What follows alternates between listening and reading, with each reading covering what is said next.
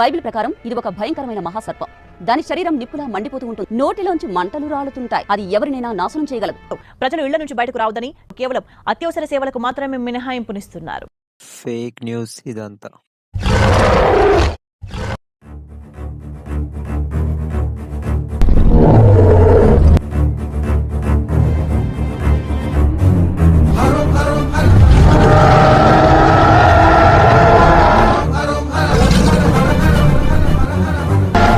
పరుగులుతి బిర బిర బిర బిర చర చర చర చర చర చర చర చర చర పరుగులుతి బిర బిర బిర బిర ఉరకలు వెయ్యి చర చర చర చర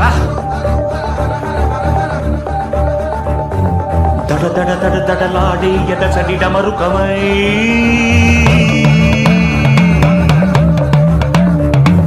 వడి వడి వడి వడి దూకే పదగతి తాండవమై